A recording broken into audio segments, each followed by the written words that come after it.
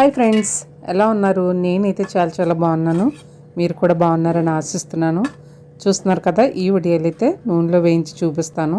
చాలా గుల్లగా, చాలా టేస్టీగా, నోట్లో పెట్టుకుంటే ఇట్టే కరిగిపోయేలా ఉన్నాయి.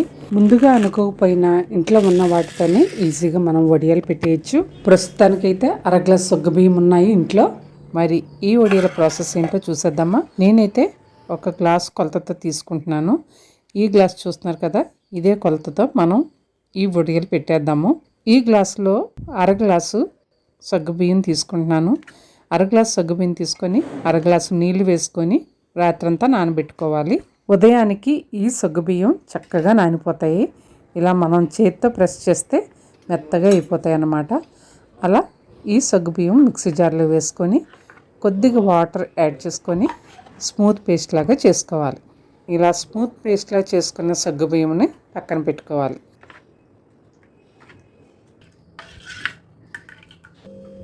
ఇప్పుడు 5 టమాటాలు నేను తీసుకుంటున్నాను. అంటే అర కేజీకి కొంచెం తక్కువ అన్నమాట.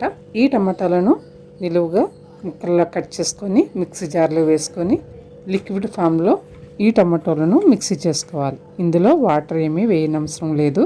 ఇలా మిక్సీ చేసి పెట్టుకున్న తర్వాత స్ట్రైనర్తో వడకట్టుకోవాలి. టమాటా రుచి ఎక్కువగా రావాలంటే కేజీన్నర టమాటాలైనా ఉండాలి ఈ వడియాలకి. వడకట్టకుండా కూడా వాడచ్చు. నేనైతే వడకడుతున్నాను. మీకు వడకట్టడం ఇష్టం లేకపోతే డైరెక్ట్గా ఈ మిశ్రమాన్ని వాడేయచ్చు. ఇప్పుడు ఒక వెడల్పాటి పాత్ర తీసుకొని వడకట్టుకున్న టమాటా జ్యూస్ని వేసుకొని 5 గ్లాసుల నీళ్ళు వేసుకోవాలి. ఈ పాత్రలో మొత్తం 6 గ్లాసులు నీళ్ళు వేసుకోవడం జరిగింది టమాటో జ్యూస్తో పాటు. ఇలా వేసుకొని మూత పెట్టుకొని మీడియం మంట మీద నీళ్లను మరగనివ్వాలి. ఇప్పుడు మరొక పాత్ర తీసుకొని కొలత కోసం తీసుకున్న గ్లాసులు అర గ్లాసు పిండిని తీసుకోవాలి. బియ్యం పిండి కొలతగా తీసుకున్నా పర్వాలేదు, కొంచెం ఎక్కువగా తీసుకున్నా ఏమీ పర్వాలేదండి. ఈ అర గ్లాసు పిండిలో అర గ్లాసు నీళ్ళు వేసుకొని ఇలా లిక్విడ్ ఫామ్లో కలుపుకొని పక్కన పెట్టుకోవాలి. ఇప్పుడు మరొక పాత్రలో కొంచెం టమాటా రసం నేను ఉంచుకోవడం జరిగింది. ఆ టమాటా రసంలో 2 చెంచాల కారం వేసుకొని కలుపుకొని పక్కన పెట్టుకోవాలి. ఇప్పుడు మరుగుతున్న ఈ నీళ్ళల్లో మనం మిక్సీ చేసి పెట్టుకున్న సగ్గుబియ్యం మిశ్రమాన్ని వేస్తూ కలుపుకోవాలి. ఈ సగ్గుబియ్యం మిశ్రమం వేసిన తర్వాత బియ్యం మిశ్రమం కూడా వేస్తూ కలుపుకోవాలి. ఇలా కలుపుతూ ఈ 2 మిశ్రమాలు వేసిన తర్వాత 1 నిమిషం పాటు కలపాలి.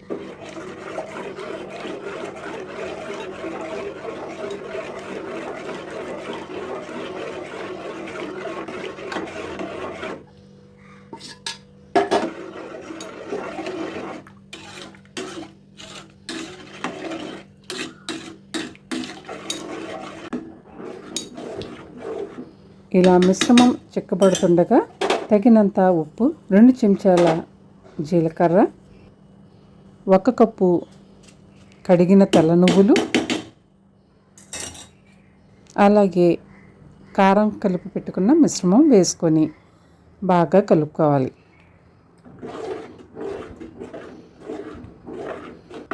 ఈ పదార్థాలన్నీ వేసిన తర్వాత 7 నుంచి 10 నిమిషాల వరకు ఇలా కలుపుతూ మీడియం హీట్లో ఉడకనివ్వాలి.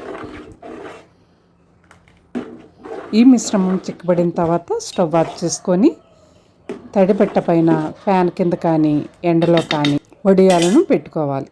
ఈ వడియాలు ఎండలో అయితే 1 రోజు, నీడలో అయితే 1.5 రోజులు ఎండడానికి టైం పడుతుంది. నాకైతే ఈ వడియాలు ఒక మంచం మీద సరిపోయాయి. నేను వేసుకున్న మిశ్రమం కొలతలతో ఒక మంచం ఫుల్గా పట్టాయి అన్నమాట. ఇప్పుడు ఆరిపోయిన వడియాలను బట్ట తిరగేసి నీళ్లు చల్లితే ఈజీగా మనం తీసేసుకోవచ్చు. నేను ఎప్పుడు వడియాలు పెట్టినా ఇలా బట్ట మీదే పెడతాను. ప్లాస్టిక్ షీట్ మీద పెట్టడం చాలా ఈజీగా ఉంటుంది, తీసుకోవడం కూడా చాలా ఈజీ. బట్ ఇలా క్లాత్ మీద పెట్టినవే ఆరోగ్యం కనుక ఇదే పద్ధతిని నేను ఫాలో అవుతాను. చూస్తున్నారు కదా ఎంత ఈజీగా వచ్చేస్తున్నాయో. బట్ట నుంచి వేరుపరిచిన తర్వాత ఒక అరగంట సేపు ఫ్యాన్ కింద పెడితే చక్కగా ఆరిపోతాయండి. అసలు వీటి కలర్ కూడా డిఫరెంట్గా ఉంది. లైట్ బ్రౌన్ కలర్ అన్నమాట. అందులో నువ్వులు ఎంత చక్కగా కనిపిస్తున్నాయో చూడండి. మనం వడియాలు పెట్టిన ప్రతిసారి ఒక్కొక్క రకం ఒక రంగులో వస్తున్నాయి. నాకైతే ఈ కలర్ చాలా బాగా నచ్చింది. ఇవి టమాటో, సగ్గుబియ్యం, బియ్యం పిండి 3 కలిపిన వడియాలు. రుచికి రుచి, ఆరోగ్యానికి ఆరోగ్యం కూడా. ఇప్పుడు నూనెలో వేయించుకొని చూద్దాము. చాలా చాలా టేస్టీగా ఉన్నాయి. తప్పకుండా ఫాలో అవ్వండి.